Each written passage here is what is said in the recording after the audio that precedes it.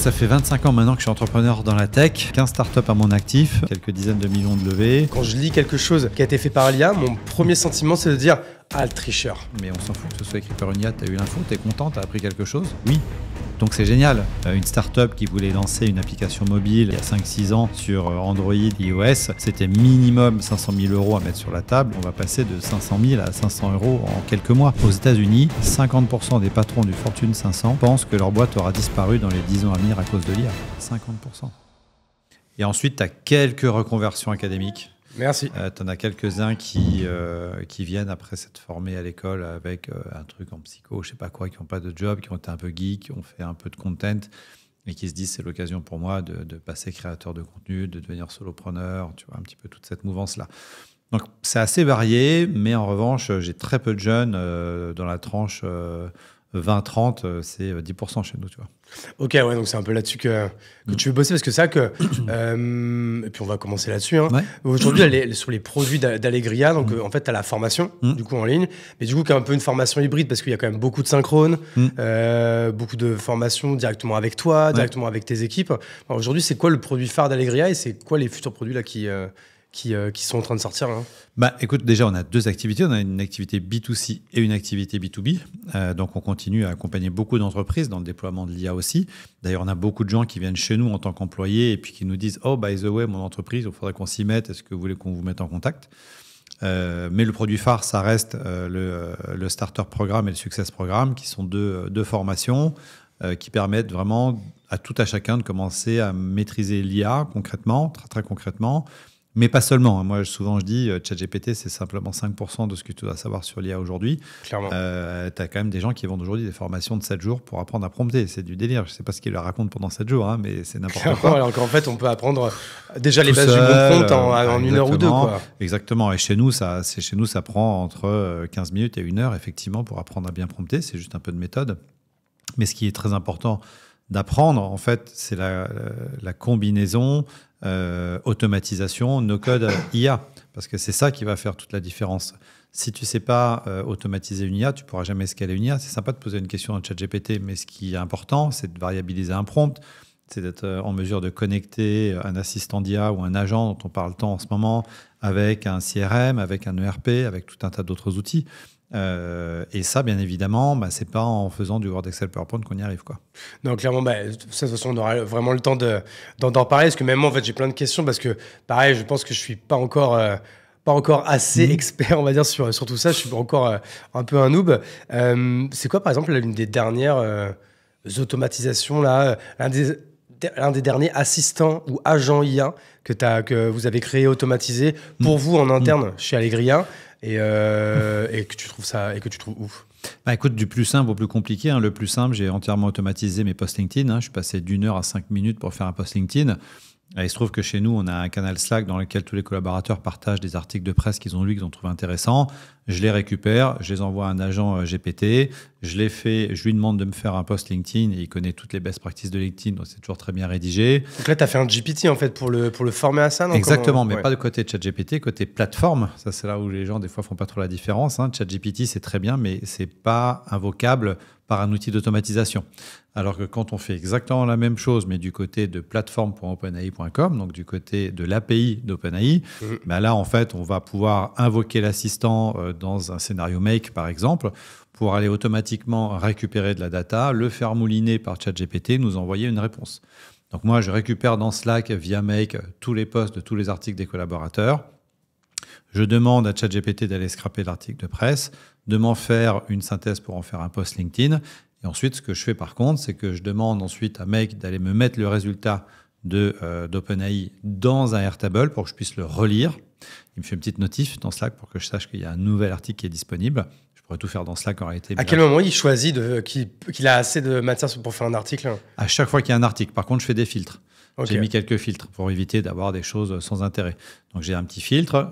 Donc, je ne lui demande pas encore aujourd'hui de choisir si c'est un sujet intéressant ou pas. Je considère que mes collaborateurs s'ils partagent l'article dans Slack, c'est que c'est un truc intéressant. Ouais, okay. En revanche, moi, ensuite, une fois que j'ai la notif, je vais lire ce qu'il a produit, je m'informe du sujet, je fais éventuellement une ou deux corrections dans Airtable où il y a l'article qui a été posté par OpenAI, et j'ai un bouton dans Airtable qui me permet ensuite de poster automatiquement dans LinkedIn. J'ai même pas besoin de faire un copier-coller dans LinkedIn. Et là, tu passes par quoi là pour passer de Airtable à LinkedIn? Parce que y a pas...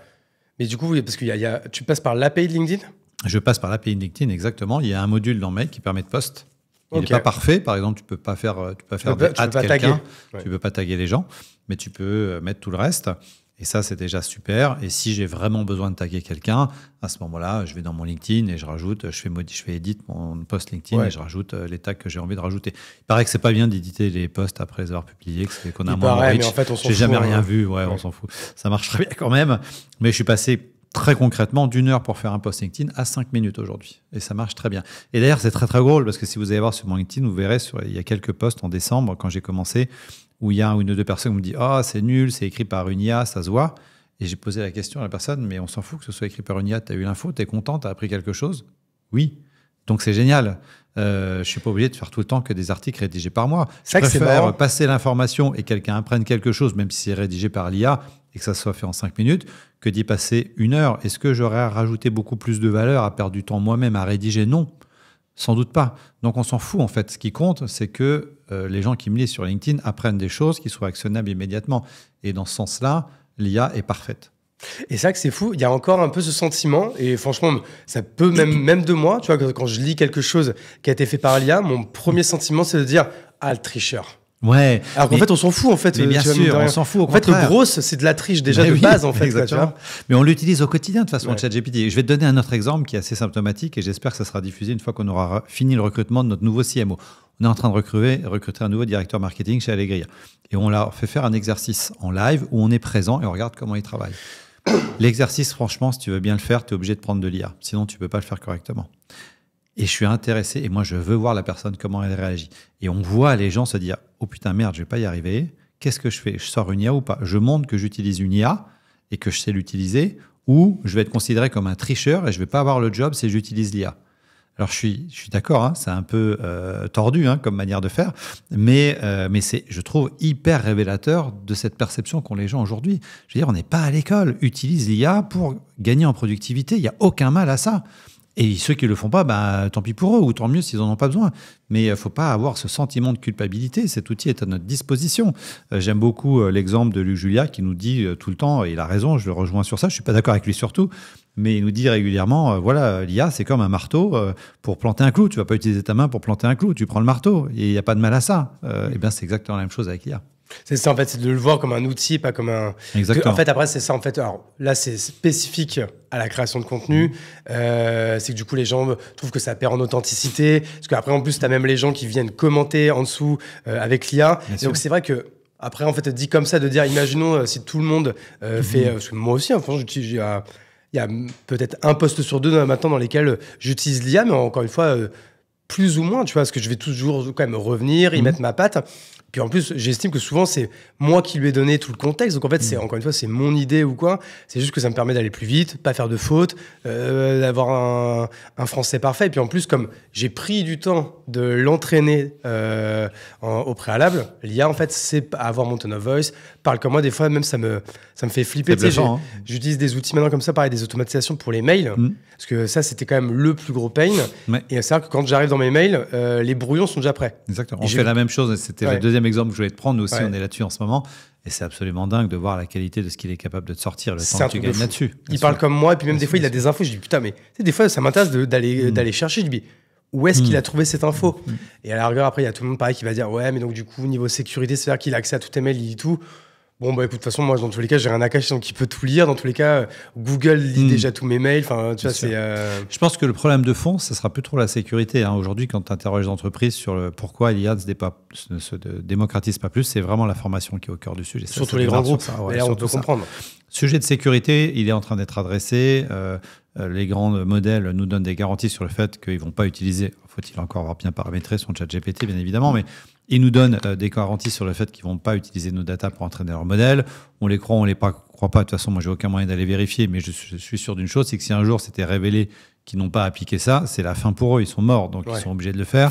Il y a la possibilité d'avoir aussi maintenant des modèles hébergés chez soi, tout ça va se démocratiser, donc ça va beaucoup évoluer. Un jour, un client m'a confié, dans mon ancien outil, un stagiaire a vu tous les budgets de la boîte, c'était la catastrophe. Eh bien, avec mon nouveau partenaire Rocher, ce genre de situation, c'est terminé. Parce qu'avec cet outil, on contrôle qui voit quoi. Dis-moi si ça te parle. T'as peur que tes données confidentielles soient visibles par tout le monde. Tes projets sont ralentis par des erreurs ou des accès mal configurés. Et franchement, t'en as marre des outils qui compliquent plus qu'ils n'aident. Et ben, Rocher est conçu pour résoudre tout ça et surtout très simplement. Rocher, c'est déjà la confidentialité facile. Chaque utilisateur accède uniquement à ce qu'il doit voir. Que ce soit un client, que ce soit un stagiaire, que ce soit n'importe quel salarié de ta boîte. Des colonnes sensibles protégées, budget, priorité, tout est sécurisé en lecture seule. Intégration express. Un nouvel utilisateur, tu le configures en 10 secondes sans prise de tête. Par exemple, tu peux créer des tableaux de suivi des tâches où chaque collaborateur ne voit que ses propres lignes. Ou sur un portefeuille de projet, seuls les budgets nécessaires sont accessibles aux bonnes personnes. Résultat, tu collabores plus vite, sans stress et surtout, tes données restent ultra protégées. Et voici le bonus. On t'offre 1 000 € de gratuité pour tester l'outil dès maintenant. Oui, t'as bien entendu, 1 000 €. Donc, clique sur le lien dans la description et découvre à quel point ça change tout. Tu as tout à gagner. Rocher, c'est la confidentialité sans compromis, la collaboration enfin maîtrisée. Teste-le dès aujourd'hui. Merci à eux et bonne écoute. Je pense qu'en revanche, là où il y a une vraie question, et je pense par exemple à Yann, un sociologue du Laboria, qui parle beaucoup de ça. Lui, ce qu'il dit aussi, qui est assez intéressant, il dit ok, c'est génial d'avoir une IA pour répondre à tes mails, mais le mail lui-même est une création du monde digital. Et avant, on n'avait pas besoin d'avoir autant de mails. Aujourd'hui, pourquoi je suis obligé de faire une IA pour répondre à mes mails? Parce que je reçois 500 mails par jour. Est-ce que c'est pas trop de mails? Donc, et ça me fait penser à un autre cas d'usage que j'ai découvert récemment. Je ne sais pas si vous l'aviez vu, c'est Virgin en Angleterre. Tu sais que très prochainement, ton Google Phone décrochera à ta place pour éconduire les démarcheurs téléphoniques. Et Virgin a créé une IA d'une mamie qui répond à ta place pour les démarcheurs téléphoniques et qui leur fait perdre 30 minutes en leur faisant croire que parce que c'est une mamie, ils vont vendre quelque chose, mais qu'à la fin, il n'y a rien à vendre, bien évidemment, parce que c'est une IA. Donc, on est en train de créer des IA qui vont répondre à notre place à d'autres IA. Est-ce que tout ça, ça crée vraiment de la valeur? Est-ce qu'on n'est pas en train de consommer de l'énergie, du carbone, de l'eau, parce que l'IA, ça consomme aussi beaucoup d'eau, pour pas grand-chose? Il y a un moment, il faudra quand même aussi essayer de se poser cette question. Ouais, mais bon, c'est ça, en fait, c'est se la poser quand il sera trop tard, comme pour le reste, en fait. J'ai l'impression, si tu veux, en tout cas, moi, je suis assez inquiet sur ça. Alors, bien évidemment, dans mes marottes, il y a le sujet de l'éducation, mais il y a aussi le sujet de l'impact de l'IA. Et c'est vrai qu'aujourd'hui, quand on voit la consommation d'énergie que c'est, pour ce que ça fait et les résultats qu'on arrive à avoir, il y a un moment, il faut quand même se poser la question aussi de la manière dont on va faire les choses. Alors, la bonne nouvelle, c'est que en face des grands modèles très génériques, très généraux, type OpenAI, qui sont très consommateurs d'énergie, aujourd'hui, tout le monde se concentre plutôt sur ce qu'on appelle les agents, donc des modèles plus spécialisés, plus petits, moins consommateurs d'énergie. Il y a un certain nombre de technologies qui vont arriver aussi pour résoudre ce genre de problème, comme la puce photonique par exemple. Mais en attendant, c'est quand même très consommateur d'énergie tout ça. Et du coup, toi, en fait, juste pour refaire un pas en arrière, tu sais quoi, en fait, déjà, même, on va faire quand même un grand pas en arrière. Je vais quand même te demander de te présenter, parce que c'est vrai qu'on est parti tambour battant sur le sujet, parce qu'en général, moi, c'est quand les gens du studio me disent c'est bon, ça enregistre, en fait, on est déjà en train de discuter, donc en fait, on finit quand même le truc. On va revenir sur tout ça. Je vais quand même te demander, Francis, s'il te plaît, de te présenter. Ouais. Eh bien, écoute, ça fait 25 ans maintenant que je suis entrepreneur dans la tech, puisque je viens d'avoir un peu plus de 50 ans et j'ai monté ma première boîte à 25 ans. Donc, ça ne rajeunit pas. 15 startups à mon actif, quelques dizaines de millions de levées et surtout un premier parcours très orienté e-commerce, puisque j'ai fait mes 10 premières années plutôt sur le e-commerce. J'ai créé sarenza.com en 2002. Bien évidemment, ça a été un beau succès, même si pour nous, les fondateurs, c'est pas forcément très bien terminé. Quelques startups qui n'ont pas fonctionné aussi, parce que bien évidemment, on peut pas être entrepreneur et avoir que des succès, quelques fails. Et puis maintenant, depuis 4 ans, cofondateur et CEO d'Allegria Group, donc avec Christelle et Thomas, mes 2 associés. On est aujourd'hui, c'est toujours difficile de faire des comparaisons, mais en tout cas, on se positionne comme les experts et sans doute parmi les premiers à accompagner les particuliers et les entreprises dans l'implémentation, la montée en compétences sur l'intelligence artificielle, les automatisations et le no-code. Et notre spécificité, c'est que nous, on a démarré avec le no-code il y a 4 ans. Et que bien évidemment, quand on a vu arriver l'IA générative, et pas que ChatGPT, on a switché tout de suite sur ces nouveaux outils, puisque notre mission, si on en a une, c'est d'aider à chacun à devenir plus autonome sur ses besoins digitaux, à devenir acteur de sa vie digitale et pas spectateur. Et on a 2-3 convictions autour de ça, dont une très forte, qui est que la valeur du code est en train de s'effondrer. Tout le monde de la Startup Nation, où il fallait lever de l'argent pour recruter des développeurs, ce monde-là est en train de se terminer. 25% des startups apparues aujourd'hui se lancent en bootstrap sans équipe technique pour lancer des produits techniques. Et que donc, pour pouvoir y arriver, eh bien, il faut qu'on soit tous en capacité de développer des nouvelles compétences, essentiellement, j'allais dire, autour d'un triptyque compétences métiers, data, outils. Parce que c'est ça qui va nous permettre demain de continuer à travailler, d'avoir un bon job en étant accompagné par l'IA et sans se faire remplacer par l'IA. Ouais, non, mais écoute, tu vois, moi, c'est toujours ce qui m'interpelle là-dedans, c'est de voir que maintenant, par exemple, avec un outil comme Bubble, un no-codeur, et je pense qu'après, je te laisserai donner un peu ta définition du no-code pour celles et ceux peut-être qui ne connaissent pas encore. Bien sûr. Qui savent ce que c'est, mais qui ne savent pas encore trop mettre des mots, une définition là-dessus, c'est que maintenant, en fait, tu pourrais recréer un Airbnb juste avec Bubble, par exemple. Tu vois, un no-codeur, peut-être pas moi, parce que du coup, je ne suis pas assez technique, mais on n'aurait pas besoin d'avoir fait un bac+5 de dev pour pouvoir le faire. Alors que toi, à l'époque, Sarenza.com, c'était il y a quoi? C'était il y a 15 ans? Il y a 20 ans, ouais. 20 ans. Ça a dû vous coûter une tonne de ouf. C'est simple aujourd'hui. Je te donne un exemple très simple pour comprendre que le code, ça ne vaudra plus rien. Il y a 20 ans, quand on a fait Sarenza, on a mis 1 million d'euros sur la table pour faire le site e-commerce. Aujourd'hui, n'importe quel gamin vend des baskets sur Internet avec Shopify pour $20 par mois. Et je te garantis que Shopify, ça fait 10 fois plus de choses qu'à l'époque, notre site qui était un peu moisi. Donc, et si je prends un autre exemple, une start-up qui voulait lancer une application mobile, un POC ou un MVP il y a 5-6 ans sur Android et iOS, c'était minimum 500 000 euros à mettre sur la table et 6 à 12 mois de développement. Aujourd'hui, en quelques minutes, avec un outil comme Crispy, c'est écrit K-R-I-S-S-P-Y, crispy.i, en 2 minutes, tu fais 50 écrans parfaitement designés, Lofi, hi-fi, de n'importe quelle application mobile. On va faire une application mobile quand tu veux lancer un service, ça va te coûter demain 500 euros. On va passer de 500 000 à 500 euros en quelques mois. Et ça vaut pour plein de métiers. Donc, il faut se poser sincèrement et sérieusement la question de savoir pas simplement si je vais gagner quelques heures, mais est-ce que mon métier va vraiment encore exister et quelle va être la vraie valeur ajoutée que je vais apporter demain dans mon métier. On a tous un confort intellectuel à faire des choses souvent à très faible valeur ajoutée. Et d'ailleurs, on a longtemps cru que l'IA allait surtout remplacer les gens à très faible valeur ajoutée.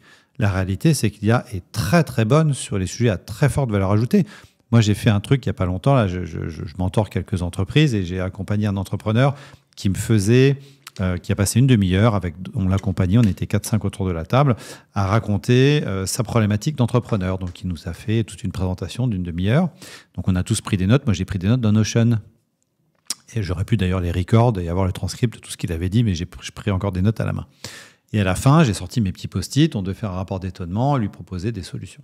J'ai mis 7 idées sur mes post-it de rapport d'étonnement et de solutions. Et je me suis dit, mais en fait, je suis con, pourquoi je ne pose pas la question à Notion AI de lui dire, tiens, voilà les notes de cet entrepreneur, qu'est-ce que tu en penses et qu'est-ce que tu proposes comme plan d'action?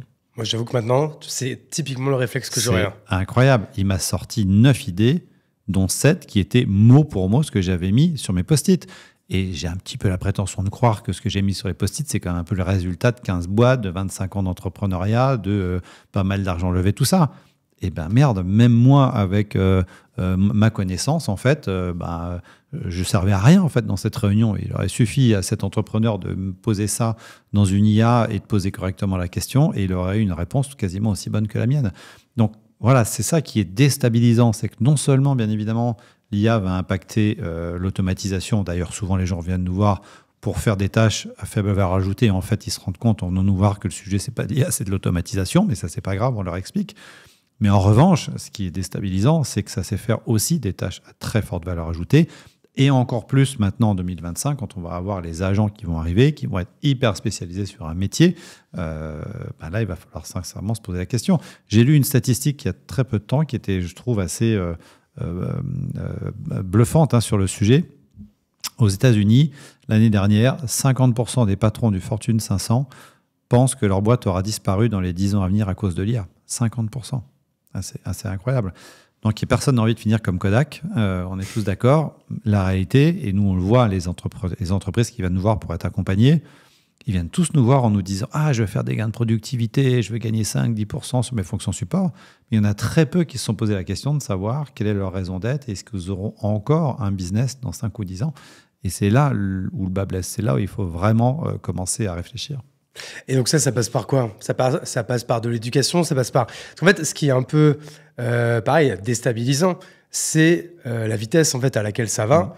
Tu vois, en fait, moi, tu vois, là, quand j'étais à Noël en famille, on parlait de l'IA à un moment donné avec mes cousins. Et en fait, c'était fou de se dire, vous imaginez, on a l'impression que ça fait un bail que c'est là. Mais en fait, je crois que j'ai découvert ChatGPT il y a pile 2 ans. Et après, je regarde, je fais, mais en effet, ça faisait pile 2 ans. 30 novembre 2022. Encore mieux, j'ai vérifié, ça n'a fait que 1 an et demi que je paye l'abonnement d'OpenAI. Parce que tu vois, le truc est arrivé octobre-novembre 2022. 30 novembre 2022, annonce de ChatGPT. Voilà, c'est ça. Et tu vois, moi, j'ai commencé à le prendre en juin. Donc, tu vois, comme j'étais un peu loin à la détente pour m'y mettre. Et du coup, en fait, c'est ouf. Déjà, en fait, au début, où on faisait mumuse on faisait un peu joujou les 6 premiers mois. Après, on a commencé à voir que ça pouvait être pas mal, mais c'était pas ultra satisfaisant, tu vois, même en création de contenu. Tu vois, par exemple, moi, clairement, le premier use case, c'était est-ce que ça va m'aider pour la création de contenu sur LinkedIn ou quoi? J'ai mis du temps, en fait, à ce que ça soit vraiment bien. Et c'est vrai que maintenant, quand on apprend à prompter, quand on apprend à automatiser, quand on apprend à l'éduquer, c'est vrai que maintenant, c'est quand même assez impressionnant ce qu'il peut faire. Et surtout, en fait, ce qui devient impressionnant, c'est l'incorporation de l'IA dans les outils. Tu parlais tout à l'heure de Notion AI. Et en fait, et surtout maintenant, moi, ce qui m'intéresse, et c'est beaucoup là-dessus aussi que j'ai envie qu'on discute, c'est sur, en fait, la création de ces fameux agents IA. En fait, toi, par exemple, quand tu parlais de cette automatisation-là que tu as fait pour tes posts LinkedIn, on est d'accord, en fait, c'est que tu t'es créé un agent IA qui a une spécificité et qui ne fait que ça, en fait. Exactement, tout à fait. Je pense que, juste avant de parler des agents IA, je pense que ce qui est difficile à appréhender, et je fais vraiment le parallèle avec ce qui nous est arrivé pendant le Covid, parce que c'est vraiment exactement la même chose. Ce que les gens ont refusé de voir pendant le Covid ou d'accepter, c'est qu'on ne savait pas ce qui allait se passer. C'est la même chose avec l'IA. Tu peux écouter n'importe quel prospectiviste, tout le monde a son avis. On est incapable de dire dans quel monde on va vivre demain. Est-ce que ça sera le monde de Terminator? Est-ce que ça sera un autre monde? On en sait fiche 3. Il faut l'accepter. C'est un saut dans l'inconnu dans le monde du travail. Et c'est en ça que c'est hyper déstabilisant. Ce n'était pas le cas quand Internet est arrivé il y a 20 ans. Moi, je l'ai vécu. Il y avait des réticences, il y avait plein de questionnements. Est-ce que ça va marcher? Comment on va l'utiliser? Mais ce n'était pas un saut dans l'inconnu comme l'est l'intelligence artificielle. Et si on fait le parallèle d'ailleurs pour aller après le Covid, par exemple, le Covid, on a tous été marqués en se disant « Ah, c'est génial, on va pouvoir tous télétravailler, c'est bon, c'est la fin du travail dans les entreprises, on va télétravailler 4 jours par semaine et venir 1 jour par semaine dans les entreprises. » On est revenu complètement en arrière. Et aujourd'hui, la plupart des entreprises, et même nous chez Allegria, on vient de passer de 2 jours de télétravail à 1 jour parce qu'on se rend bien compte qu'on a besoin de bosser ensemble et ce côté social reste très important. Donc, ce qui va être compliqué à gérer, c'est la phase de transition vers un inconnu qu'on est incapable d'imaginer. Et c'est ça qui fait peur aux gens, en fait, parce qu'on l'a vu, les phases de transition dans le business, ça peut être catastrophique. Je pense à l'industrie de la musique, par exemple. Ça s'est effondré pendant 10 ans quand on a tous commencé à pirater la musique sur Internet. Un modèle économique a été trouvé avec les plateformes de streaming. Et puis aujourd'hui, l'industrie de la musique n'a jamais gagné autant d'argent que maintenant. Donc, cette phase de transition, elle va faire mal parce que derrière chaque phase de transition, il y a des individus, il y a des gens qui vont perdre leur job. La Téléperformance vient d'annoncer 30% de suppression de postes en France, alors qu'il y a 6 mois, ils nous disaient encore non, nous, dans les call centers, on fait beaucoup plus de valeur ajoutée, c'est pas juste répondre au téléphone, J'ai vu quelques exemples en live, c'est impressionnant. L'IA qui remplace un agent de call center existe, elle est là. C'est pas dans 6 mois, c'est pas dans 5 ans, on n'est pas en train de parler de la voiture autonome de niveau 5. Ça, c'est là et c'est maintenant. C'est 250 000 personnes en France qui bossent dans les call centers. Et on ne va pas transformer ces gens-là du jour au lendemain d'agents de call center en experts en IA ou en data scientist. Ce n'est pas vrai. Et pourtant, il va bien falloir trouver du boulot à tout le monde. Donc là, on a un énorme enjeu. Et c'est ça qui est difficile à prendre. Et ça génère de la peur. Et on l'a vu pendant le Covid. Et ça génère surtout des gens qui racontent tout et n'importe quoi. Et c'est ça qui est terrible. Et c'est sur ça qu'il faut faire attention, en particulier dans les médias, parce que comme l'avenir est incertain, ça laisse libre cours à toutes les fantaisies. Et comme en plus on est abreuvé par Hollywood de tout et n'importe quoi, on s'attend à vivre comme dans Hollywood. Mais c'est pas vrai. L'avenir, c'est pas forcément Black Mirror. C'est ça qu'il faut dire aux gens. L'avenir, c'est celui que nous, les humains, on va décider de faire avec l'IA. Et c'est pas l'IA qui va décider pour nous ce qu'on va en faire. C'est nous qui allons décider. Donc ça veut dire qu'il faut se former. Et effectivement, pour répondre à ta deuxième question, le point fondamental, c'est d'éveiller notre conscience au sujet, d'avoir notre opinion, de ne pas avoir peur de l'outil, mais aussi, en tant que citoyen, d'agir et d'interpeller les politiques aussi sur ce sujet. Parce qu'aujourd'hui, tu n'en entends pas du tout parler dans les campagnes électorales. Tout le monde s'en fout de l'IA, alors que c'est sans doute le truc qui va le plus impacter notre manière de vivre dans les 5 à 10 ans à venir. Justement, là, il y a Clara Chapaz, ministre... du coup, alors c'est quoi d'ailleurs? C'est ministre du numérique et de l'IA. Secrétaire général, ouais. Non, c'est pas secrétaire général, c'est... Comment ça s'appelle? Il y a les ministres, en dessous des ministres, c'est les... Bref, elle est en dessous des ministres. Délégués, peut-être. Ministre délégué ou un truc comme ça, ouais, au numérique. Et justement, ils ont rajouté et à l'IA. Et à l'IA, bien sûr. Est-ce que l'État vraiment va faire des choses? Est-ce que toi, du coup, je suppose que tu te renseignes à balle là-dessus. Déjà, le 10 et le 11 février, là, on accueille le monde entier à Paris pour discuter de l'avenir de l'IA dans le cadre de l'IA Action Summit. Donc ça, c'est une énorme nouvelle et c'est vraiment là directement rattaché aux équipes de l'Élysée pour organiser cet événement. On verra d'ailleurs, ça va être assez drôle si Donald Trump et Elon Musk viennent, parce qu'ils sont venus pour la réouverture de Notre-Dame, ce qui est quand même sympa, mais ça serait quand même plus utile qu'ils viennent aussi pour discuter de la régulation autour de l'IA. Mais comme eux, ils ne veulent pas réguler, on ne sait pas s'ils vont venir aujourd'hui, on verra. Ce serait quand même dommage qu'ils ne soient pas là. Et donc, oui, la France est quand même aujourd'hui, dans les pays européens, un des leaders sur le sujet de l'IA. On a des super startups, on a des super ingénieurs. Maintenant, d'une manière globale, l'Europe est à la ramasse sur tout un tas de sujets dans la chaîne de valeur de l'IA. Les processeurs, on est complètement à la ramasse, bien évidemment. Et puis même sur les infrastructures, data ou les modèles. Les modèles, on est super fiers d'avoir Mistral, mais tu regardes derrière Mistral, il n'y a personne. Donc les Allemands ont jeté l'éponge, donc on est un peu tout seul. Donc c'est quand même un vrai sujet de souveraineté numérique qui va poser un certain nombre de questions. Donc on fait des choses, on n'est pas complètement à la ramasse, on est très loin de ce que font les Américains et les Chinois aussi, bien évidemment, qui eux investissent des centaines de milliards. Il faut avoir en tête qu'on est en train de parler aujourd'hui d'investissements qui sont dans les années à venir comparables à l'électrification du monde ou à l'arrivée du pétrole. Donc c'est des centaines et des centaines et des centaines de milliards à la valeur du dollar ou de l'euro d'aujourd'hui qu'il faut mettre sur la table pour arriver à mettre en place ces solutions-là et puis surtout à réussir à faire que ces solutions soient soutenables dans la durée. Parce que s'il y a, d'ici 5 ans, comme certains nous le prédisent, ça consomme 25 ou 30% de l'énergie mondiale, on n'y arrivera pas. Il va falloir trouver d'autres solutions aussi. Donc il faut aussi qu'on arrive à aller, et ça sera un des sujets discutés d'ailleurs au sommet à l'IA Action Summit à Paris, de ça. Et puis il faut, donc je disais aussi, absolument que chacun s'empare du sujet. Donc il faut s'informer, il faut s'acculturer. On a eu la chance de faire la première émission télé grand public sur l'IA avec France 2. Elle sera diffusée le 11 février au soir à 21h en prime time. Et on a fait... Ouais, ça fait. Ouais, c'est super sympa. On est très content d'avoir été invité dans cette émission. Et c'est quand? Le 11 février à 21h. Ok, j'essaierai de sortir l'épisode avant alors. Ok, ça marche. Donc c'est la première émission grand public du service public également du coup sur le sujet.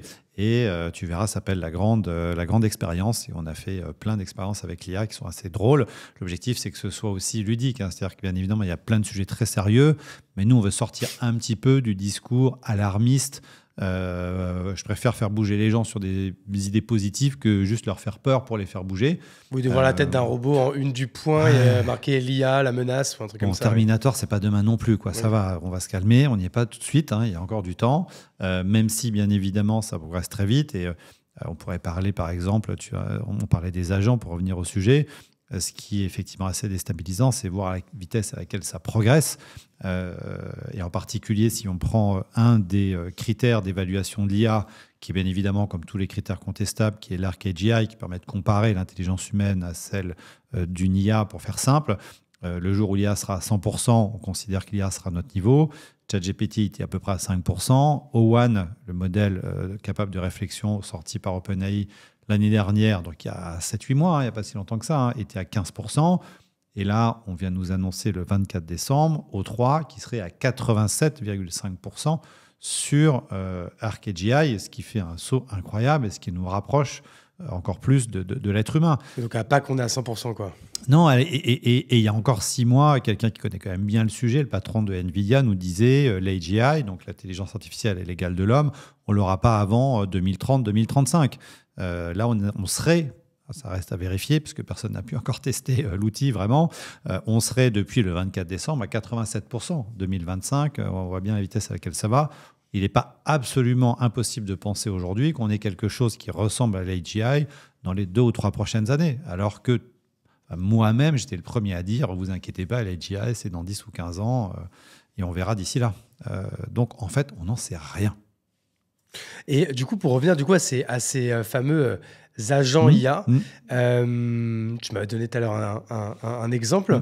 Est-ce que du coup, avant de passer à la suite, est-ce que tu n'en aurais pas un autre là, que vous avez mis en place récemment, et de savoir un peu comment vous l'avez fait, à quoi il sert, est-ce que ça marche, et puis pour que les gens puissent également le refaire chez eux. Non, on a fait un agent conversationnel, par exemple, dans le cadre d'une société de location de voitures qui avait un certain nombre de problèmes, un partenaire de Getaround qui est sur Marseille. Eux, en fait, leur spécificité, c'est que c'est toujours un peu les mêmes questions qui reviennent. Et puis, bien évidemment, la personne qui va chez eux, c'est souvent celle qui va prendre une bagnole quand l'agence est fermée. Donc, le gars, il arrive à 23h, donc le call center est fermé. J'arrive pas à ouvrir la voiture, je la trouve pas, je sais pas où aller, tout ce genre de questions. Et là, en quelques semaines, aujourd'hui, avec ces technologies, on a fait quelque chose qui aura encore coûté peut-être 40 ou 50 000 euros il y a quelques mois.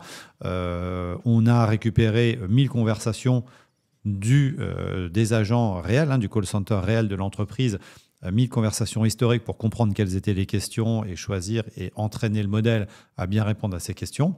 On a connecté l'agent aux informations transactionnelles, donc au CRM, pour pouvoir récupérer le numéro de commande, le type de voiture, où est-ce qu'elle est garée, ce genre de choses.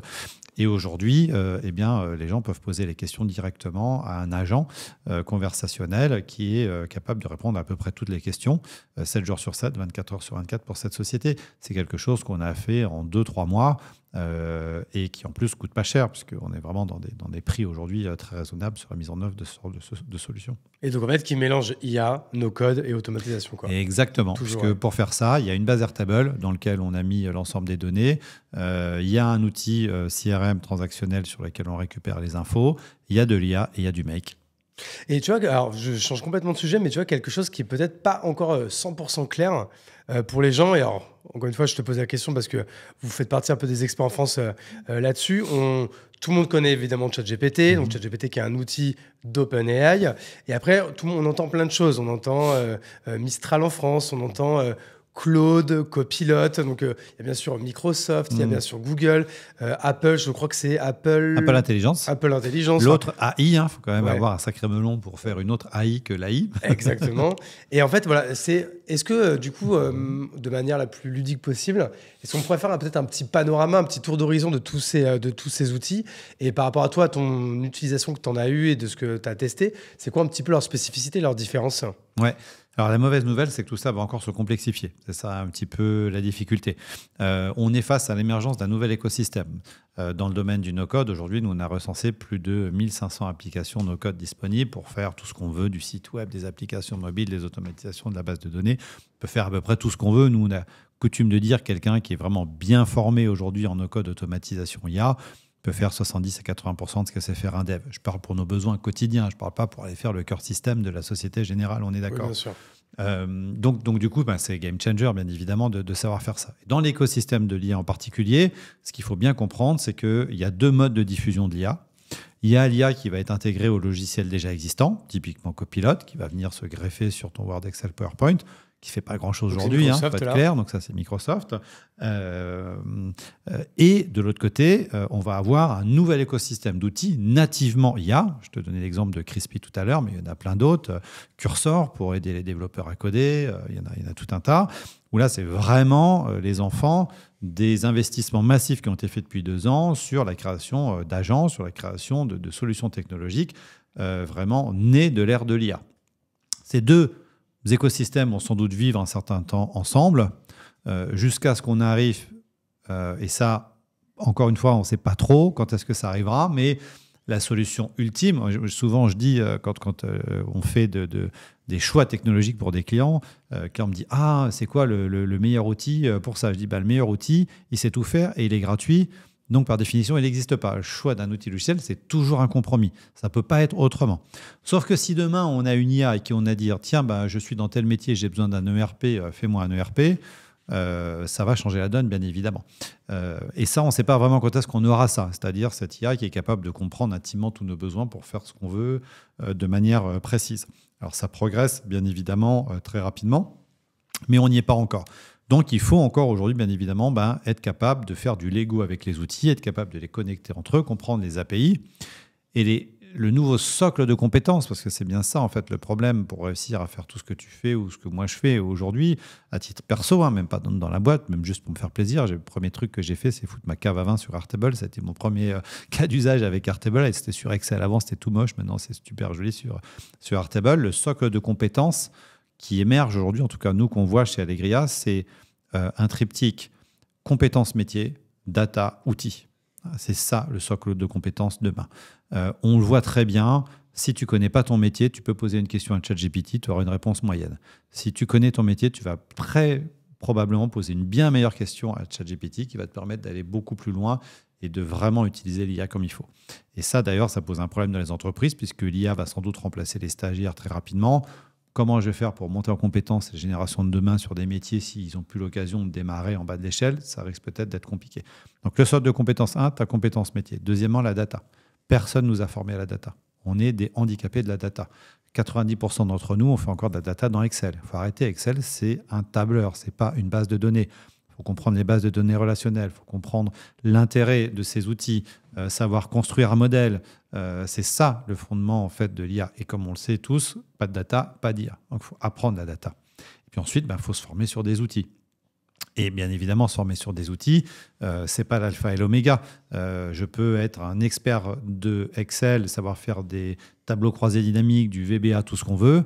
Si je veux faire le business plan d'entreprise et que j'ai aucune compétence en finance d'entreprise, je ne ferai jamais un business plan qui tiendra la route dans Excel. Avec ou sans l'IA, ça ne changera rien. Donc, il faut aussi monter en compétence sur les outils. Mais ce triptyque, compétences métier, maîtrise de la data et outils, c'est ça qui va faire que demain, on va être capable tous de collaborer de manière intelligente avec l'IA. Et du coup, c'est quoi, vous, votre méthode chez Allegria? Donc, vous êtes ça qu'on on va redonner quand même un petit point d'histoire entrepreneuriale, tout ça. On va pas revenir sur ce que tu as fait avant, tout ça. Il suffit de taper ton blast dans les podcasts. Tu as raconté l'histoire entre 7 et 1000 fois environ. Comment tu fais le choix, il y a 4 ans, du coup, de te lancer là-dedans? Donc, au début, très no-code. Ouais. C'est vraiment le nom de code, hein, oui, sans faire John Moe. Ou c'était directement no-code automatisation ou ça a arrivé un peu après ça? Nous, on dit aujourd'hui IA automatisation no-code, mais en réalité, on devrait dire IA générative et no-code. Pourquoi? Parce qu'en fait, on fait tous un raccourci en parlant d'IA, mais en réalité, on parle tous d'IA générative. Hein. Il y a plein d'autres IA, c'est moins notre sujet. Et ensuite, quand on parle d'automatisation, de la même manière que l'IA générative est un sous-produit du deep learning, qui est un sous-produit du machine learning, qui est un sous-produit de l'IA, l'automatisation, c'est un sous-produit du no-code. Mais comme le no-code, ça parle à personne, pour des raisons bassement marketing, on parle d'IA, d'automatisation et de no-code parce que c'est ce qui parle aux gens et comprennent tout de suite quand on parle d'automatisation. Et on voit plein d'entreprises d'ailleurs qui viennent nous voir aujourd'hui qui découvrent l'automatisation par le biais de l'IA parce qu'en fait, c'est souvent plus d'automatisation dont ils ont besoin sur un certain nombre de sujets. Moi, l'idée, en fait, c'est arrivé très simple. Hein. Moi, j'ai été un frustré de jamais avoir appris à coder. Hein. J'ai fait toute ma carrière dans la tech, mais j'ai jamais appris à coder. J'ai eu des histoires incroyables, formidables, avec des super directeurs techniques avec qui ça s'est super bien passé. Je pense à ma première CTO dans ma première boîte, par exemple, Véronique. Et puis d'autres avec qui ça a été catastrophique. Quand tu es entrepreneur et que tu as une idée que tu as envie de le mettre en œuvre, ça ne va jamais assez vite. C'est toujours compliqué de transmettre exactement ta vision produit à des devs. Et parfois, ça peut être catastrophique. Moi, j'ai planté des boîtes avec des équipes techniques ou des agences avec qui ça s'est mal passé. Il ne faut pas croire que tous les développeurs sont du niveau de ceux d'OpenAI. Il y a plein de mauvais développeurs sur le marché. Hein. Donc, bien évidemment, ça peut parfois mal se passer. Et donc, j'ai toujours essayé de m'autonomiser et donc de monter en compétences sur un certain nombre de sujets. Et quand j'ai vu arriver, en fait, le no-code qui est simplement l'enfant du SaaS et du cloud, hein, parce que sans le SaaS et sans le cloud et sans les API, il n'y aurait pas les outils qu'on connaît aujourd'hui. On serait encore en train de mettre des CD-ROM dans les ordinateurs et de passer des heures à déployer et à mettre à jour Windows. Quand j'ai vu l'accès que j'avais à un certain nombre d'outils directement depuis mon browser Internet, là, j'ai compris qu'on arrivait à un niveau d'abstraction qui n'était jamais atteint avant et que j'allais enfin pouvoir faire un certain nombre de choses que je n'aurais pas pu faire avant. L'ancêtre de tout ça, c'est WordPress en 2000, c'est quelques autres outils, Shopify 2001 aussi, pareil, qui ont commencé dans l'univers du digital à nous donner les clés pour pouvoir faire un certain nombre de choses. Moi, je me souviens que quand on a fait à l'époque Sarenza, à chaque fois que je voulais changer rien qu'un logo sur la page, je devais appeler mes devs, quoi. Enfin, aujourd'hui, dans WordPress, tout le monde sait changer un truc sur WordPress, c'est beaucoup plus simple. Et c'est pas... ce qu'il faut comprendre, c'est que le no-code en particulier, d'abord dans l'ordre, hein, no-code et puis après l'IA. Le no-code, c'est arrivé à peu près il y a 10 ans. Et c'est vraiment le sens de l'histoire. Hein. Ce n'est pas juste un truc qui sort de nulle part, qui va disparaître demain, genre le métaverse. C'est simplement des outils mis à notre disposition qui atteignent un niveau d'abstraction qui nous permettent à nous, les moldus qui ne savons pas coder, de pouvoir nous en servir. Avant, il y avait les frameworks pour les développeurs. Avant, il y a eu les langages de programmation. Et puis, il y a 50 ans, on faisait des trous dans des cartes. Donc, on voit que tout ça progresse en permanence jusqu'à ce qu'on arrive enfin à des outils qui sont accessibles à tout le monde. Et quand je dis tout le monde, c'est vraiment tout le monde, parce qu'il ne faut pas croire que les développeurs ne s'en servent pas. Parce que moi, je vois des développeurs qui me balancent sur X en me disant « tu racontes n'importe quoi, c'est super important d'apprendre à coder ». Je suis désolé, je ne suis pas le seul à dire qu'aujourd'hui, pour nous, ça ne sert plus à rien d'apprendre à coder. Faut arrêter, c'est inutile. Tu ne deviens pas codeur en faisant un bootcamp de 3 mois. C'est pas vrai. C'est 3 à 5 ans pour devenir un développeur. Et tu n'en as plus besoin parce que pour ce que nous, on fait au quotidien, qu'est-ce que je vais m'emmerder à apprendre à coder? Ce que j'ai besoin de comprendre, c'est d'avoir la culture product, de comprendre ce que c'est un outil logiciel, une base de données, un front, un back, les API. C'est ça que j'ai besoin de comprendre aujourd'hui. Et ça, c'est accessible à tout le monde. C'est ça la bonne nouvelle, c'est ça le message. Et la vocation d'Alebria, c'est quasiment pour nous une boîte à mission, hein, c'est de changer la vie des gens, leur expliquant qu'aujourd'hui, tout ça, c'est accessible. Alors peut-être pas à ma mère de 75 ans, mais à beaucoup d'entre nous, c'est vraiment accessible. Et donc, du coup, quand tu te lances il y a 4 ans, donc d'abord sur le no-code, ouais. C'est-à-dire qu'on avait promis qu'on donnerait un peu une définition. Ouais. Donc, vas-y. Écoute, c'est très simple. Le no-code, c'est tous les outils qui sont à ta disposition aujourd'hui qui permettent de mettre en œuvre une solution technologique, quelle qu'elle soit. Donc, sans écrire, bien évidemment, une seule ligne de code. C'est ça, la beauté du jeu. Donc, par exemple, si tu veux faire du Lego entre un CRM et un outil de signature électronique, tu vas aller dans ton Pipedrive, tu vas connecter ton Pipedrive à DocuSign. D'ailleurs, c'est intégré directement, tu as juste à mettre ton login password et boum, ça marche. Ça, déjà, c'est du no-code. Avant ça, moi, je viens d'une époque, dans les années 80-90, où quand on voulait faire se parler SAP avec Business Object, c'était 6 mois de dev avec 30 gars qui faisaient de l'EDI, de l'échange de données informatiques, et c'était l'enfer. À chaque fois qu'on voulait bouger une virgule, on en reprenait pour 2 mois, et ça coûtait une fortune. Aujourd'hui, je veux connecter Typeform avec Airtable, je le fais en 2 clics de souris. Mais cette agilité-là, les gens de ma génération en particulier, et même aussi un peu les moins jeunes, ils ne l'ont pas. Nous, on n'a fait que du Word, Excel, PowerPoint toute notre vie, quoi.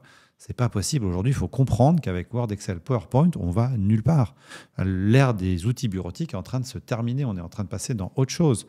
Et je pense que peut-être que pour ceux qui ont vécu toutes ces évolutions, là où ils ont souvent un petit peu de mal à mettre le doigt, c'est vraiment de comprendre que depuis 50 ans, on a vraiment posé notre cerveau dans la machine, quoi. Tout s'est digitalisé en 50 ans. Jusqu'à ce que maintenant, même chez Allegria, nous, on enregistre 100% de nos conversations, 100% de nos visios, et je ne fais plus une conférence sans enregistrer la conférence et à la mettre dans mon outil de transcript automatique data et à mettre ça dans Notion. Enfin, on a besoin d'outils pour maîtriser toute la data qui est maintenant à notre disposition. C'est ça l'enjeu, en fait. Tu utilises quoi comme outil pour enregistrer la visio? Alors, nous, on est sur Nuta, un petit outil français qu'on adore. Nuta, qu'on embrasse. Ouais, N-O-O-T-A. N-O-O-T-A. Alors, faites gaffe, parce qu'il y en a 2 en plus. Donc, nous, c'est bien le Nuta français avec 2 O et un T, parce que je crois qu'il y a un N-O-2-T-A aussi qui s'est lancé. Là, c'est N-O-O-T-A. N-O-O-T-A, voilà. Non, qui est super, qui est un très bel outil, made in France. Ils sont à Station F, que nous, on suit depuis déjà un petit moment. Tout le monde monde a une licence chez nous maintenant, on recorde absolument tout. Il n'y a plus personne qui me dit non, moi je veux pas qu'il y ait d'IA qui m'enregistre. Tout le monde s'en fout maintenant, ça passe comme une lettre à la poste.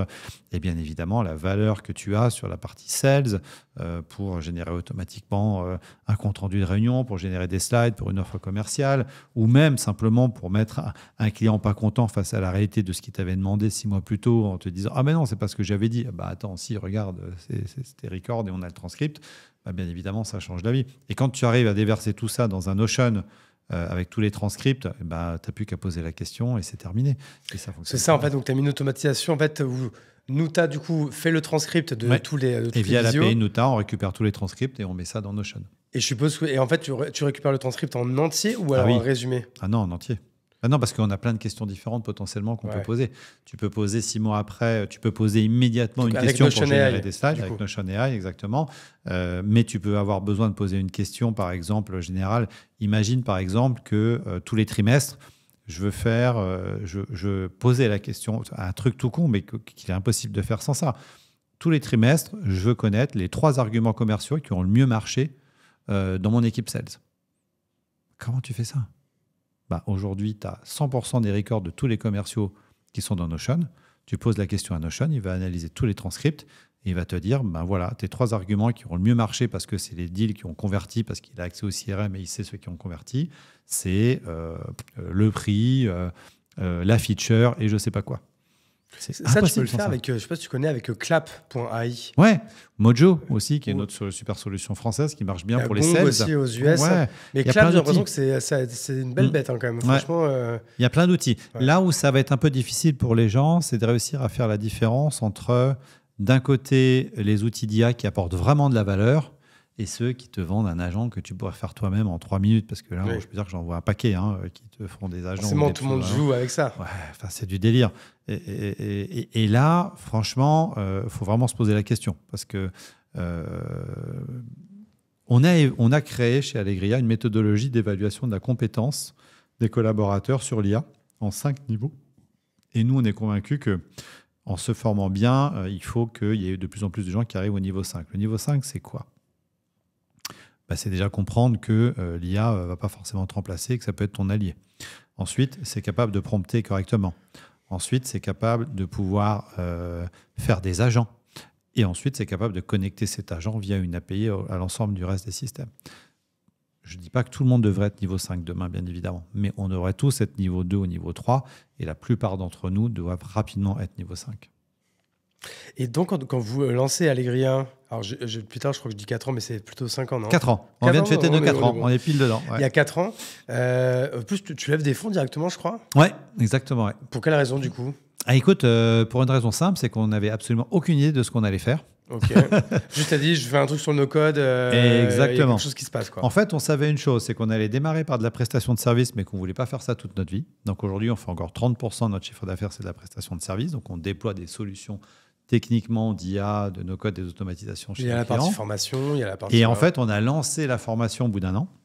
Et aujourd'hui, 70% de notre chiffre d'affaires, c'est de la formation. Okay. Donc, on est devenu une boîte de formation. Et pour réussir à faire l'école de demain, parce que c'est vraiment de ça dont il s'agit, s'il y a bien un secteur qui va être entièrement révolutionné par l'IA, c'est bien le monde de l'enseignement. Les grandes écoles de commerce, etc. C'est du délire. Moi, je te donne un exemple très simple. Ce matin, je faisais encore une conférence aussi avec une autre école. Je crois qu'ils ont 6 ou 7 000 étudiants. Il y a 400 personnes. Moi, j'ai 5 000 étudiants. J'ai 4 personnes.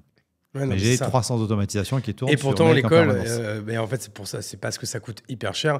C'est un business model d'une rentabilité de ouf. En fait, je pense que, tu vois, moi, il y a un truc qui m'a toujours choqué. Alors, moi, ce que j'ai toujours adoré, c'est aller sur un secteur vierge où je ne suis jamais allé. Quand on a fait Sarenza à l'époque, on n'est pas du monde de la godasse. Et je peux te dire que quand on a écouté les gens de la chaussure, tout le monde disait « Vous êtes dingue, jamais vous vendrez de chaussures sur Internet ». Quand on a fait notre étude de marché, toutes les meufs nous ont dit « Jamais j'achèterai de chaussures sur Internet ». Donc, la réalité, c'est que c'est quand même autre chose. Il faut avoir une conviction d'entrepreneur. Et moi, j'adore venir sur des secteurs où, justement, il y a des convictions fortes sur un certain nombre de sujets. Une des convictions fortes dans le monde de l'éducation en France, c'est que si tu ne fais pas un truc payé par l'État, financé d'une manière ou d'une autre, les Français ne veulent pas payer pour se former. Tous les gens experts du métier vont tous te dire ça. Mais c'est la plus grosse connerie que j'ai jamais entendue. Les gens, ils sont prêts à payer à condition d'avoir un retour sur investissement. Alors effectivement, si tu leur demandes quel est le retour sur investissement de passer ton permis moto avec ton CPF, ah oui, là c'est sûr que tu peux chercher longtemps le retour sur investissement. Mais si en revanche, je te leur dis, comme chez nous, que pour 1000 balles, tu vas faire une formation qui va changer ta vie et que dès le lendemain, tu vas pouvoir l'appliquer et aller gagner 5 ou 10 heures par semaine, gagner de l'argent, devenir formateur, devenir freelance en IA, l'utiliser dans ton entreprise, avoir des gains de productivité immédiats, mais tout le monde s'en fout. Enfin, quelle entreprise ne va pas mettre 1000 euros sur la table pour en créer 5000 ou 10 000 ? C'est le business même. Et les gens, ils ont parfaitement compris ça. Et nous, on n'a aucun problème à vendre des formations à un prix qui est étudié pour faire en sorte que ce soit accessible au plus grand nombre, bien évidemment, mais surtout avec un retour sur investissement immédiat. Et on est tombé dans un monde en France où la formation est devenue tellement subventionnée que les gens qui proposent de la formation aujourd'hui se posent même plus la question de savoir est-ce qu'il y a un réel retour sur investissement sur le truc sur lequel je suis en train de former les gens. Et tu te retrouves avec des formations financées par la CPF de choses mais complètement délirantes, quoi, qui n'ont aucun intérêt pour l'entreprise, pour ce que tu vas faire demain ou pour toi. À notre principal capital, ça reste encore nous-mêmes. Donc, il faut investir sur ce capital-là. Donc, tu vois, ça, c'est assez drôle de voir que les choses changent et les gens qui aujourd'hui achètent des masterminds, les gens qui vont dans des formations et qui choisissent, les gens qui font de la qualité aussi, parce que tu as des margoulins aussi dans ce domaine-là, hein, qui sont à Dubaï, partout, là, qui font n'importe quoi. Quand tu choisis des gens qui font des choses de qualité, que tu te renseignes, mais c'est génial, on a accès aujourd'hui à des formations incroyables. Il faut passer par là, il n'y a pas le choix. C'est pas magique, tu vois, l'IA, ça ne sera pas magique. C'est ça qu'il faut comprendre. Du coup, comment faire le tri? Parce que c'est vrai que sur l'IA, on en voit partout sur YouTube, partout sur Insta, partout sur LinkedIn. Alors vous avez quand même un avantage, c'est que vous avez quand même un pignon sur rue. Il y a quand même ta tronche sur le truc qui fait quand même un peu stem, parce que les gens, s'ils font 2-3 recherches, ils voient que tu es ils voient que tu es là depuis un petit moment, que tu sors pas de nulle part. Mais du coup, comment les gens peuvent faire le choix et faire le tri surtout dans tout ça, en fait? C'est difficile parce que sans citer de nom, on en connaît d'autres qui sortent pas de nulle part non plus et qui vendent n'importe quoi. Donc parfois, c'est difficile. Non, je pense que déjà, choisir des boîtes qui sont en France, qui payent leurs impôts en France, c'est déjà, à mon avis, une base, hein, bien évidemment. Et puis qui sont garanties aussi par le droit français. Chez nous, tu as 15 jours pour tester, tu peux te faire rembourser immédiatement, voilà, ce genre de choses. Et puis après, il faut écouter, il faut regarder les gens, il faut lire les avis, faut se renseigner sur des gens qui sont passés par là avant, faut tester, mais effectivement, c'est relativement difficile parfois de faire le tri dans tout ça. Et puis après, quelqu'un peut trouver génial une formation, nulle une autre, et l'inverse aussi, c'est possible. Donc franchement, c'est pas évident, et j'ai pas de règle toute faite sur ça, si ce n'est effectivement tester, faire confiance aux gens, aller regarder ce qui se dit.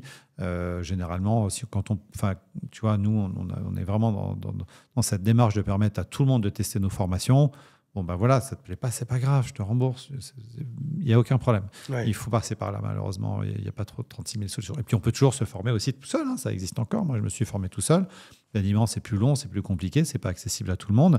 Entre une vidéo YouTube et puis un programme sur lequel ça a été étudié avec de l'accompagnement, du coaching, des experts, forcément, c'est plus efficace et ça va plus vite. Il faut aussi trouver ce qui correspond à chacun. Et tu vois, on en parlait un petit peu en off tout à l'heure, mais je trouve que c'est un sujet intéressant. C'est en fait un peu tous ces produits du coup qui se ramènent, on va dire, à la sémantique de l'école. Tu sais, des fois on entend du coup des formations, mais des fois c'est formation en ligne, formation présentielle, hybride, synchrone, asynchrone, les masterminds, les bootcamps, et encore une fois pareil, des modèles hybrides sur tout ça. Quand j'ai dit tout ça, j'ai pas encore posé de questions, mais ma question c'est, vous, aujourd'hui, qu'est-ce que vous vous apprêtez là à lancer?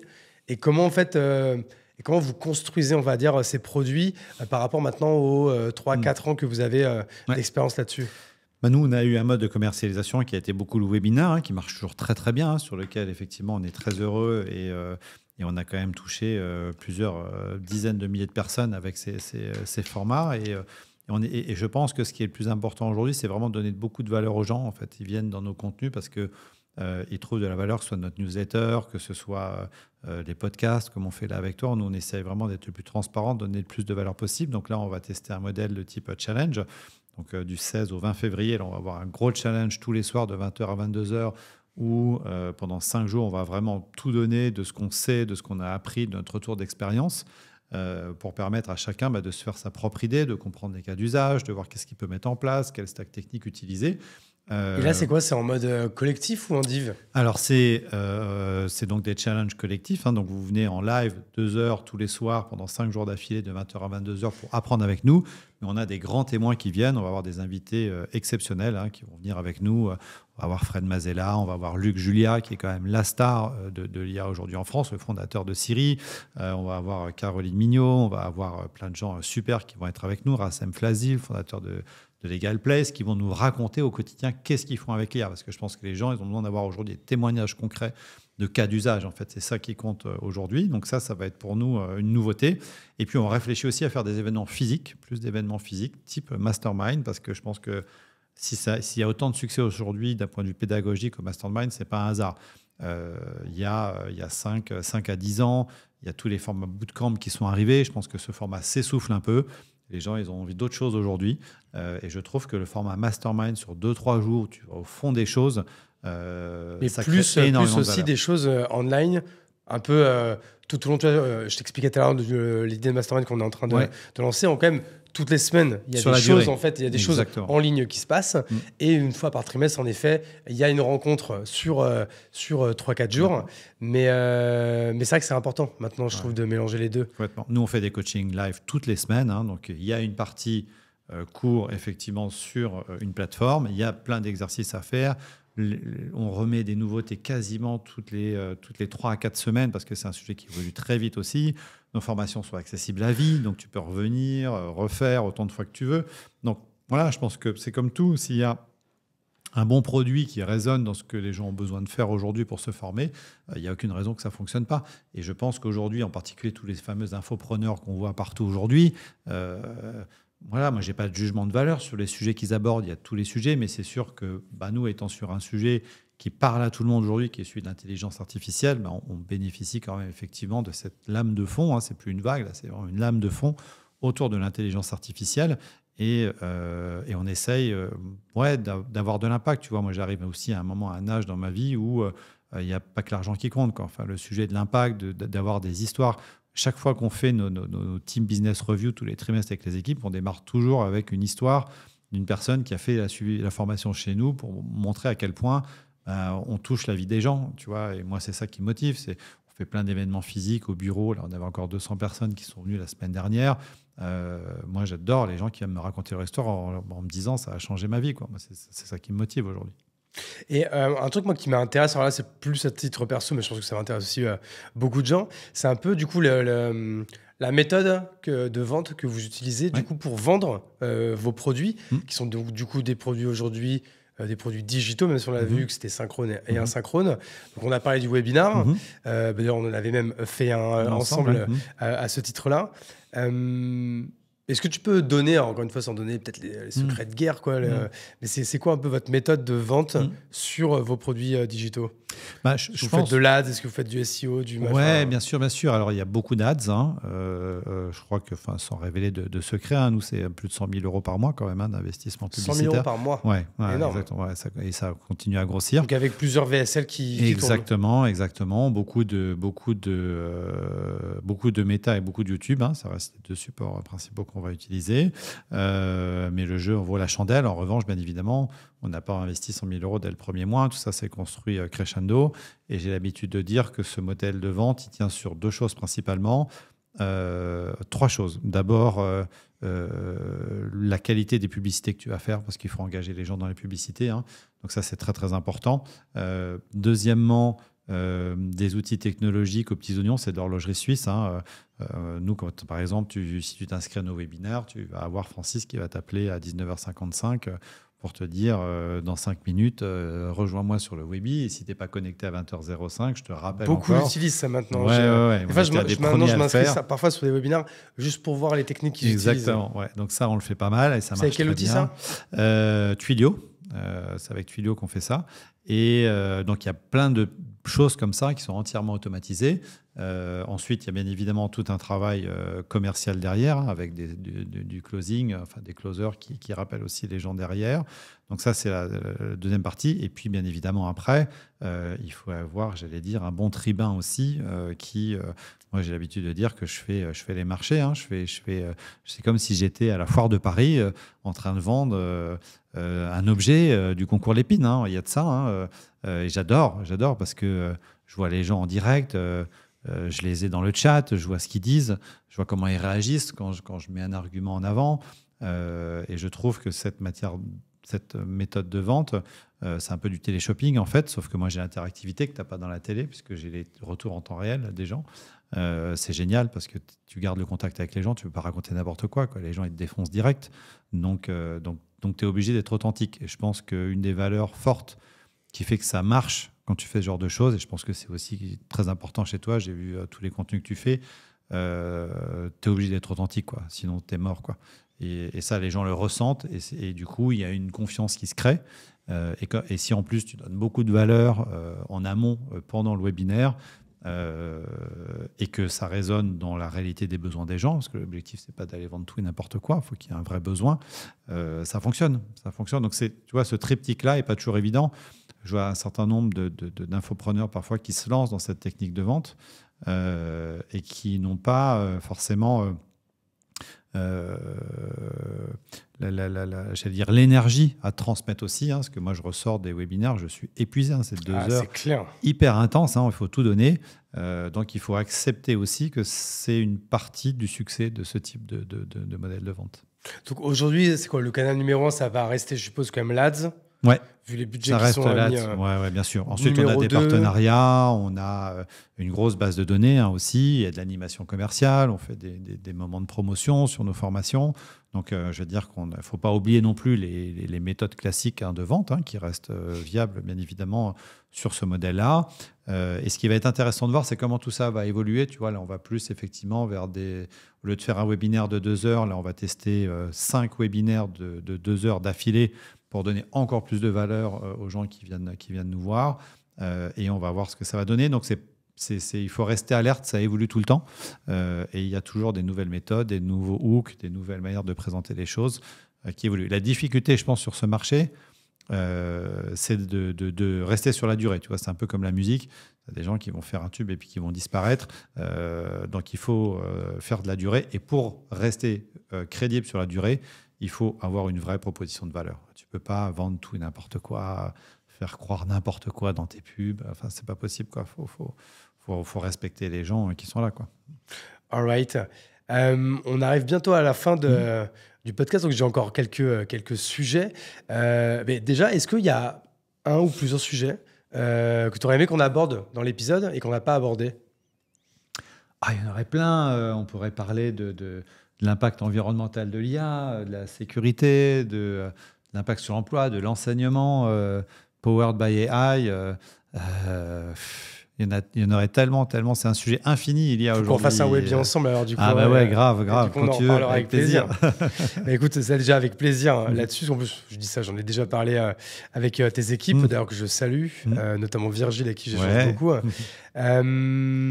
Ensuite, toi, est-ce que du coup, tu as encore un ou plusieurs mentors avec qui tu échanges beaucoup, ou est-ce que tu en as eu dans ta vie?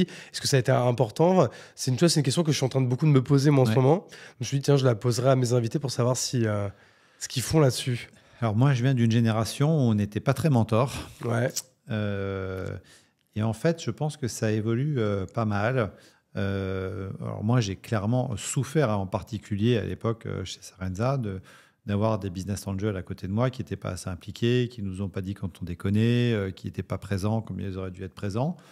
Et donc, moi qui suis moi-même un peu de l'autre côté de la barrière maintenant, quand j'investis ou j'accompagne dans des entreprises, je vais essayer d'apporter ça. Et je pense que ça a beaucoup évolué et c'est une bonne chose. Et en fait, les mentors que je vais avoir aujourd'hui, alors je fais très attention aux mots mentors.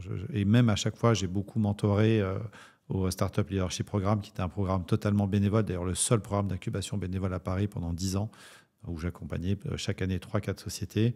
La première chose que je leur disais, c'est quoi que je te dise, à la fin, c'est toi qui prends la décision. D'accord ? Et attention aux conseils de la personne qui vient, aussi intelligente soit-elle. L'information sera toujours parcellaire, il n'est pas à ta place.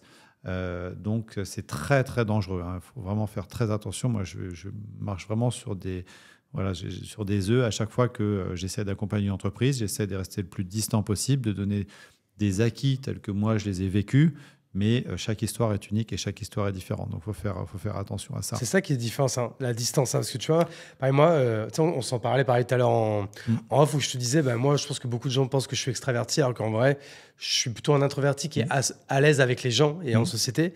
Mais tu vois, par exemple, à un moment donné, j'ai eu beaucoup de demandes entrantes pour être le mentor d'entrepreneurs.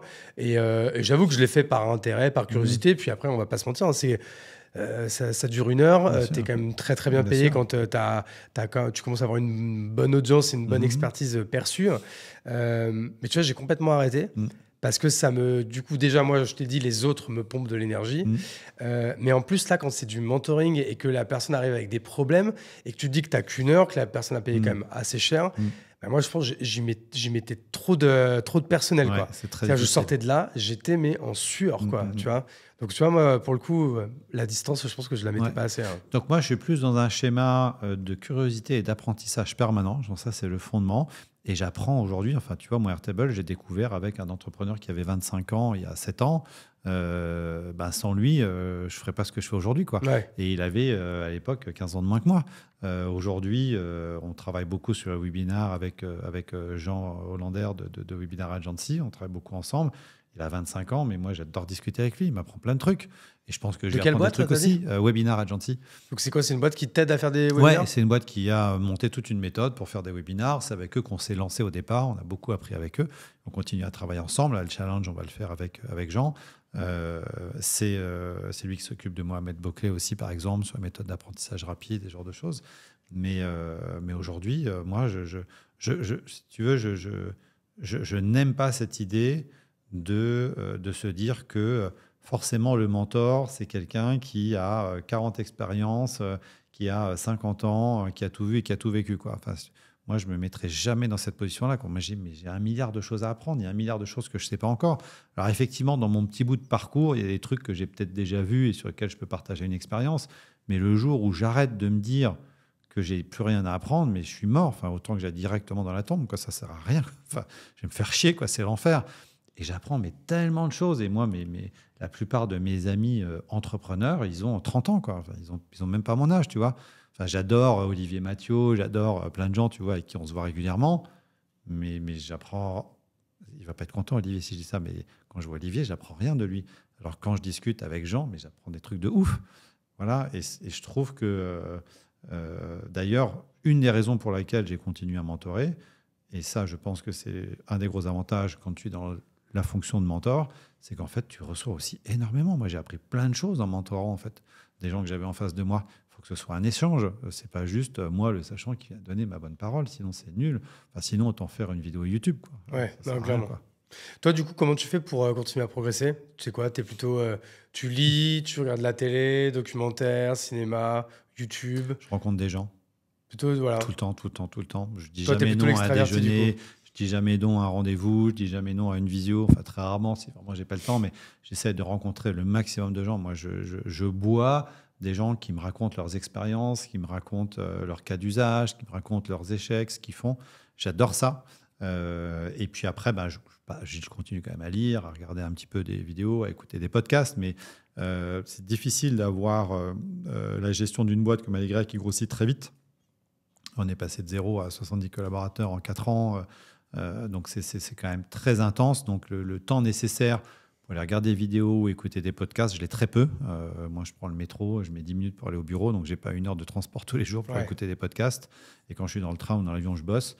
Donc, c'est vraiment plutôt aller chercher à la source. Moi, j'aime bien aller à la source des gens parce que souvent, j'adore les podcasts, mais je suis souvent frustré parce que j'ai 25 000 questions à poser à la personne. Et c'est impossible de poser toutes les questions pendant un podcast. Et du coup, je me suis dit, merde, j'aurais fait un déjeuner avec cette personne-là. Peut-être qu'en 1 heure de déjeuner, finalement, j'aurais appris 3 fois plus qu'en écoutant le podcast. Donc, je pense que voilà, c'est un mix. Mais franchement, si vous avez un truc à faire, si tu es entrepreneur, tu as envie de lancer ta boîte, rencontrez les gens. Quoi. Allez à la source, quoi, parce qu'ils vont vous dire des choses en one-to-one aussi qu'ils ne diront pas forcément dans un micro. Mais moi, je te garantis que je t'ai tout dit aujourd'hui. Eh ben, écoute, ça sera le mot de la fin. Où est-ce qu'on te suit, Francis, principalement? Écoute, là, je me remets pas mal à Insta. Donc, j'ai un Insta Pro maintenant. Je garde mon Insta perso fermé. Mais j'ai un Insta Pro maintenant qui commence à pas mal décoller, à bouger. LinkedIn, Francis Lelon. Tout simplement. Et puis, je suis pas mal actif sur LinkedIn, toujours, bien évidemment aussi. Et mon agence m'a obligé à revenir sur Facebook, que j'avais abonné depuis des années. Donc, je vais refaire un peu de C'est que moi, il y a plein de monde qui m'en parle de Facebook. C'est un réseau pour faire de l'acquisition et principalement sur ces métiers de learning et e-learnings. Putain, j'ai un peu la flemme quand même. Ouais. Moi aussi, c'est dur. Hein. Et donc, en fait, qu'est-ce qu'il faut faire? Il faut reprendre ton profil et reposter dessus comme ce que tu postes sur LinkedIn. Mais ouais, en plus, c'est catastrophique parce que moi, mon profil Facebook, c'est que du perso, quoi. Tu vois, je m'en suis pas occupé depuis 5-6 ans. Il y a plein de trucs qui traînent. Il y a moi, je pense qu'il y a encore des photos d'open bar, d'école de commerce et tout qui doivent traîner. Alors, c'est un peu plus tard, mais un peu la même idée, tu vois. Il y a des photos où il y a des poules, tout ça. Je ne veux même pas qu'on en parle, quoi. Donc, bon, bah écoute, je les écoute parce que c'est le sachant, mais ça me fait un peu mal, tu vois, mon côté boomer en prend un coup là quand même, revenir sur Facebook. Et puis je tente quand même TikTok. Alors tu vois, c'est vraiment pas du tout ma génération, mais j'ai envie aussi d'aller voir les plus jeunes, de leur parler, d'aller regarder un petit peu ce qui se passe. On a vu tout ce qui... Voilà, TikTok a failli être coupé aux États-Unis, enfin, ça a été coupé 24 heures, c'est revenu. Mais c'est une plateforme, je pense, très controversée. Et pour le coup, pour avoir rencontré quelques influenceurs récents, je pense... un garçon que j'ai découvert en Belgique ce week-end, le juge, Zaki, que je ne connaissais pas, un mec super sympa, on a passé un petit moment ensemble. Donc je pense qu'on peut aussi faire des choses de qualité sur TikTok, on n'est pas obligé de faire que de la merde. Eh bien, écoute, Francis Lelong, L-E-L-O-N-G. On dit Lelong ou Lelong? On dit Lelong. On dit Lelong. On dit Lelong, voilà, tout simplement. All right. Eh bien, écoute, en tout cas, merci beaucoup, Francis, d'être venu dans la Chapelle Radio. Donc, on le répète, si les gens veulent aller voir les formations, ils vont sur Allegria. C'est allegria.group, non? Alors, c'est allegria.academy pour toute la partie formation directement. Et puis, si vous êtes une entreprise, c'est Allegria Solutions. Voilà, tout ça est réuni. Si vous faites Allegria Group, vous choisissez l'entrée à droite ou à gauche que vous voulez en fonction de ce que vous voulez faire. All right. Eh bien, écoute, les gens iront. Je vais faire une petite mention légale de fin de podcast. Je ne sais pas du coup qui est le sponsor, mais en tout cas, je l'embrasse. Je l'aurais sûrement dit en début, en intro. Merci Podspace qui super lieu. Avec ce super setup, comme d'habitude. Puis je vais demander aux gens, voilà, si vous êtes en audio, Spotify, Deezer, Apple Podcast, un petit 5 étoiles, ça prend 1 seconde et ça fait plaisir pour exister dans cette jungle qu'est le podcast. Et si vous êtes sur YouTube, un petit like, un petit abonnement, un petit commentaire. Dites-nous ce que vous en pensez, ce que vous avez pensé de cet épisode. On viendra répondre avec Francis à toutes vos questions. Et sur ce, encore merci Francis. Je vous embrasse. À bientôt dans la Chapelle Radio. Et ciao.